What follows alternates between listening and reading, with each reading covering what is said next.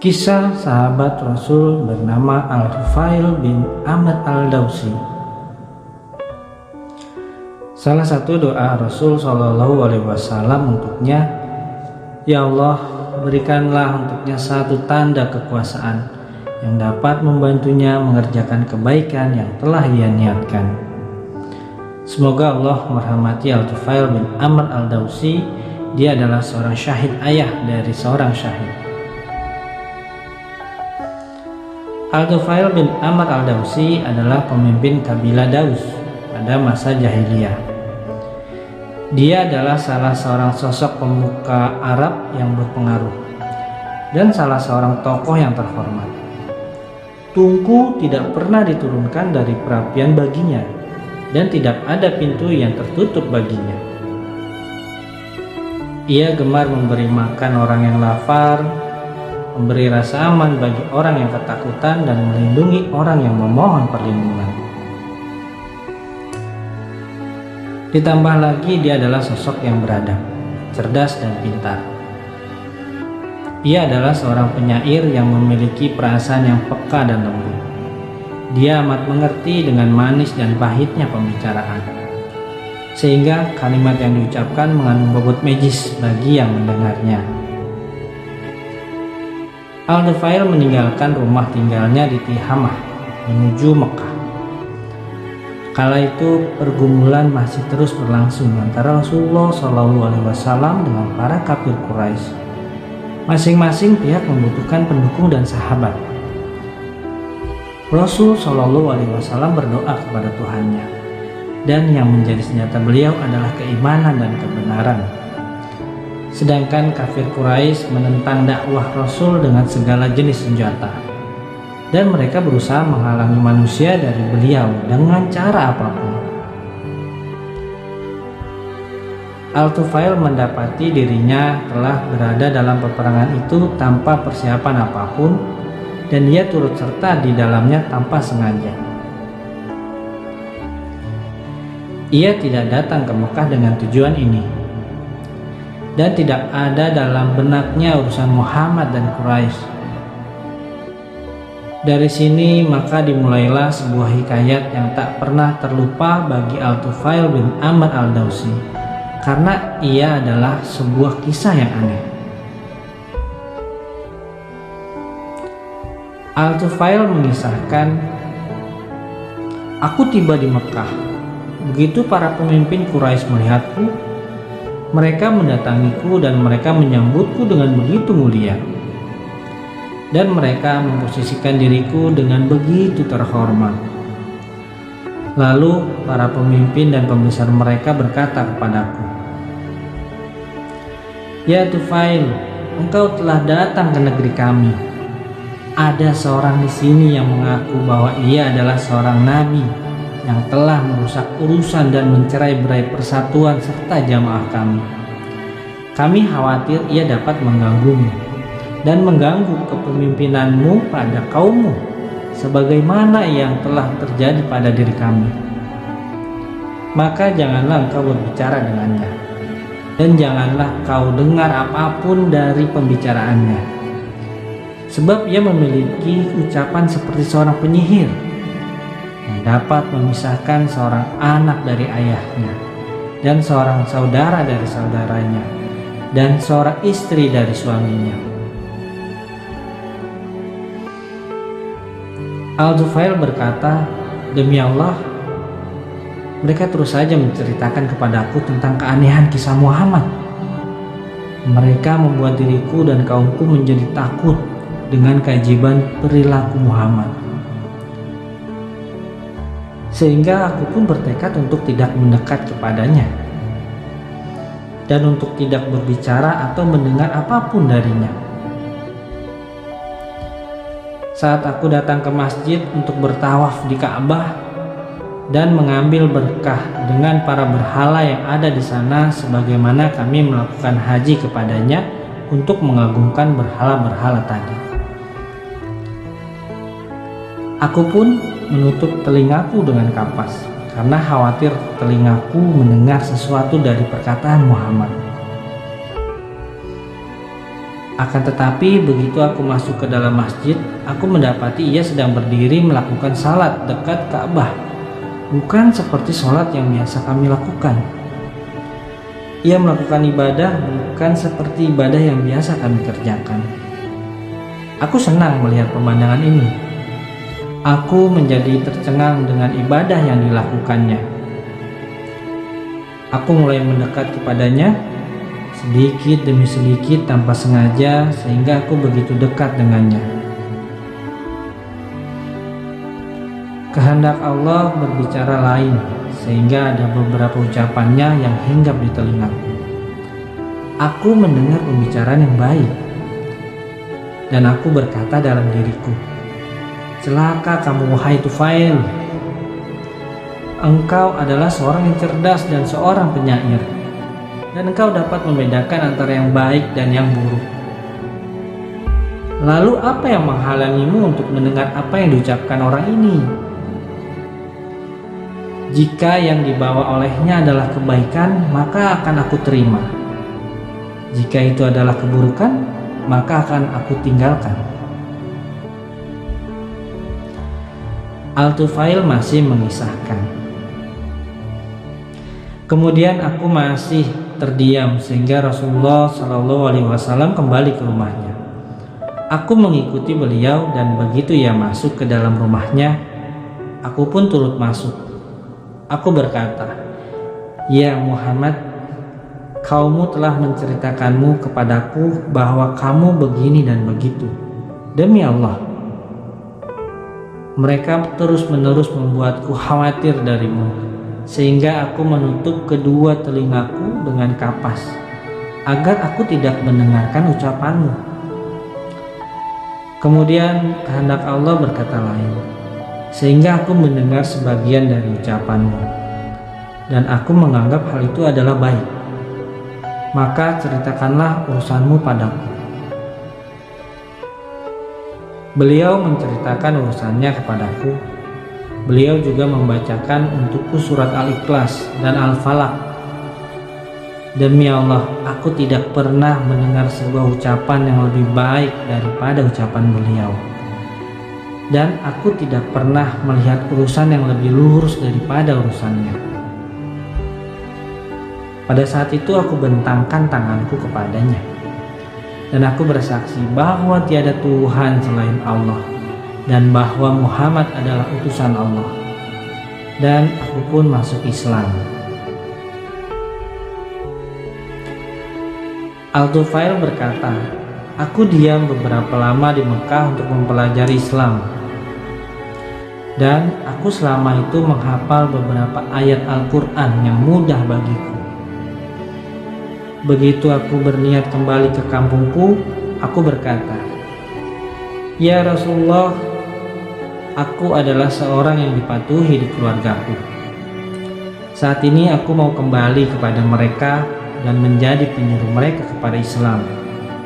Berdoalah kepada Allah agar Ia memberikan aku sebuah tanda kekuasaannya yang dapat menjadi penolongku dalam berdakwah kepada mereka.'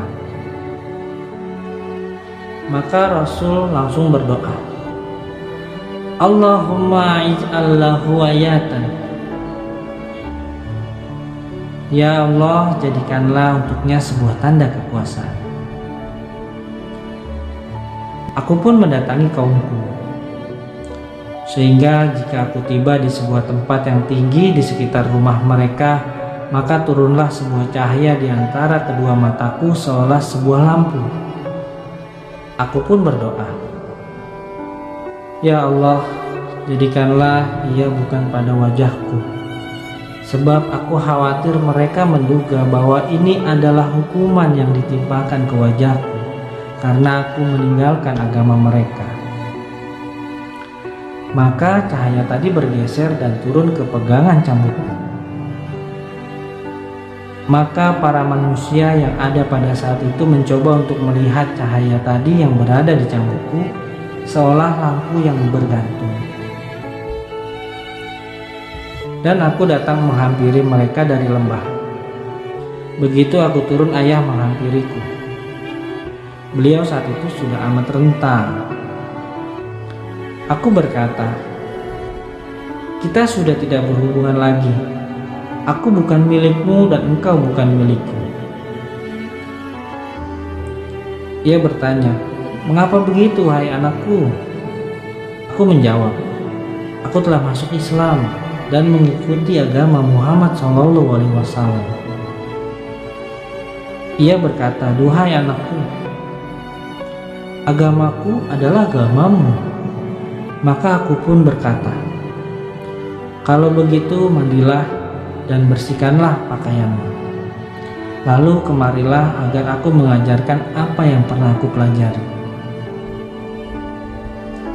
Lalu beliau mandi dan membersihkan pakaiannya. Kemudian beliau datang menghampiriku sehingga aku paparkan Islam kepadanya dan ia pun memeluk Islam. Kemudian istriku datang dan aku berkata kepadanya, "Kita sudah tidak berhubungan lagi. Aku bukan milikmu dan engkau bukan milikku." Ia bertanya, "Mengapa demikian?" "Demi ibu dan bapakku." Aku menjawab, "Islam telah memisahkan antara kita. Aku telah masuk Islam dan mengikuti agama Muhammad SAW." Ia berkata, "Kalau begitu agamaku adalah agamamu." Aku berkata, "Bersucilah dengan air Jusara." Ia bertanya, "Demi ibu dan bapakku, apakah engkau tidak khawatir terkena musibah dari Jusara?" Aku menjawab, "Celaka kamu dan Jusara." Aku katakan kepadamu, pergilah dan mandilah di sana di tempat yang jauh dari pandangan manusia. Aku jamin pasti batu yang tuli itu tidak dapat melakukan apapun kepadamu." Ia pun berangkat dan mandi. Kemudian ia datang lagi dan aku paparkan Islam kepadanya, sehingga ia pun mau memeluknya. Kemudian aku berdakwah kepada penduduk Daus, namun mereka tidak menjawab dengan segera ajakan ini kecuali Abu Hurairah, dan beliau adalah manusia yang paling dulu masuk Islam dari mereka.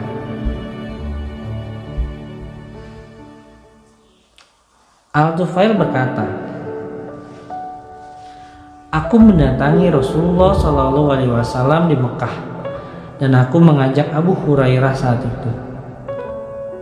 Nabi SAW bertanya kepadaku, 'Apa yang ada di belakangmu, wahai Tufail?'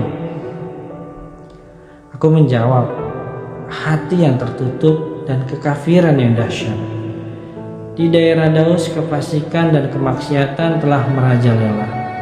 Lalu Rasulullah SAW berdiri, berwudu, lalu sholat, dan ia mengangkat tangannya ke langit.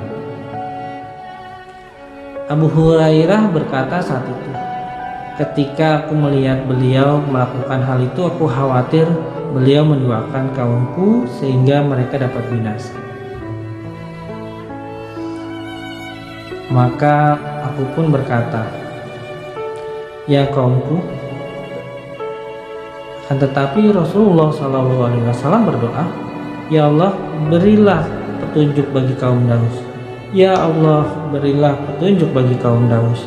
Ya Allah, berilah petunjuk bagi kaum Daus. Lalu beliau menoleh ke arah Tufail seraya bersabda, kembalilah ke kaummu dan berlaku haluslah kepada mereka dan ajaklah mereka memeluk Islam. Al-Tufail berkata, aku masih saja terus berdakwah di daerah Daus hingga Rasulullah SAW berhijrah ke Madinah. Meletuslah perang Badar, Uhud, dan Khandaq. Aku datang menghadap Nabi dengan membawa 80 kepala keluarga dari daerah Daus yang telah masuk Islam dan menjalankan keislamannya dengan baik. Rasulullah Shallallahu Alaihi Wasallam menjadi gembira karenanya, dan beliau membagikan kepada kami jatah ghanimah, harta rampasan perang Khaybar. Lalu kami berkata, "Ya Rasulullah, jadikanlah kami pasukan tempur sisi kanan dalam setiap peperangan yang Engkau lakukan, dan jadikanlah semboyan kami mabrur." Al-Tufail masih berkisah, "Aku terus mendampingi Rasulullah SAW hingga beliau menaklukkan Mekah. Aku pun berkata, 'Ya Rasulullah, kirimkanlah aku ke Zulkarnain, sebuah berhala milik Amir bin Hamamah, sehingga aku dapat membakarnya.' Rasul pun mengizinkan Tufail untuk melakukan itu, dan ia berangkat menuju berhala itu dengan sebuah pasukan yang terdiri dari para kaumnya. Begitu ia sampai di sana dengan tekad bulat untuk membakar berhala itu, rupanya banyak wanita, pria, dan anak-anak yang menunggu datangnya musibah bagi diri Tufail. Mereka juga menunggu datangnya petir jika Tufail berani mendekat kepada Zulkarnain. Akan tetapi Tufail terus mendekat ke arah berhala itu dengan disaksikan oleh para penyembah berhala. Ia menyalakan api amarah di hatinya, seraya membacakan mantra, "Wahai Zulkarnain, aku bukanlah termasuk para penyembahmu. Kami lahir lebih dahulu daripada dirimu.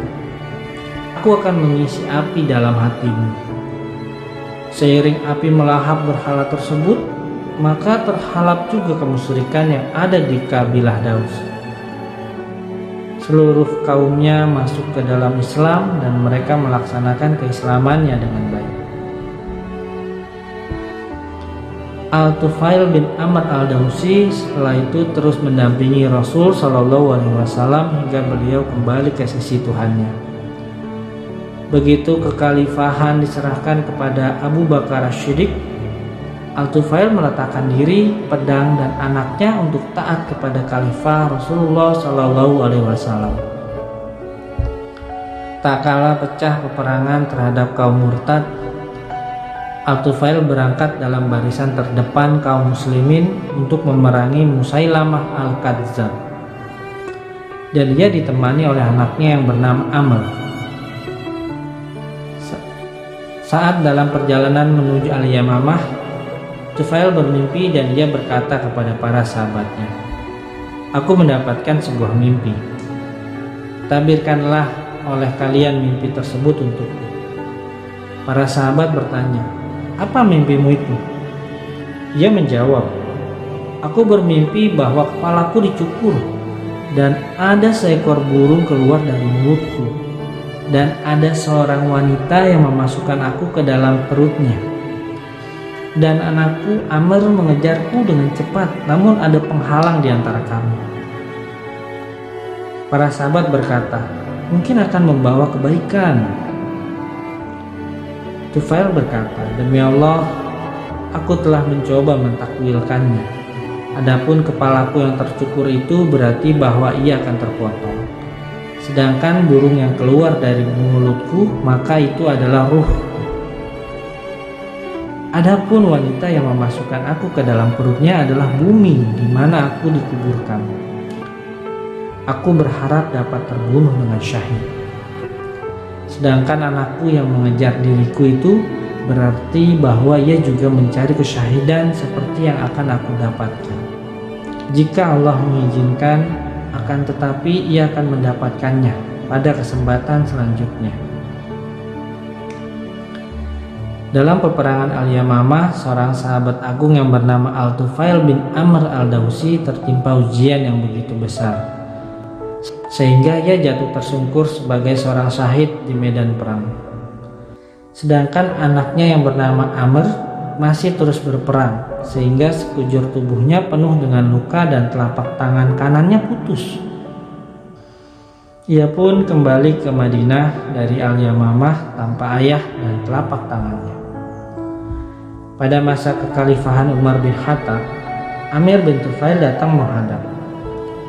Saat itu Umar sedang mendapat makanan dan banyak orang yang berada di sekelilingnya. Umar mengajak semua orang tadi untuk menikmati makanannya. Ammar menolak undangan makan tersebut. Umar lalu berkata kepadanya, "Apa yang terjadi denganmu? Apakah engkau tidak mau makan karena merasa malu dengan tanganmu?" Ia menjawab, "Benar ya Amirul Mukminin." Umar berkata, "Demi Allah, aku tidak akan mencicipi makanan ini hingga ia tersentuh oleh tanganmu yang buntung itu. Demi Allah, tidak ada seorang pun di kaum ini yang sebagian anggota tubuhnya berada di surga selain kamu."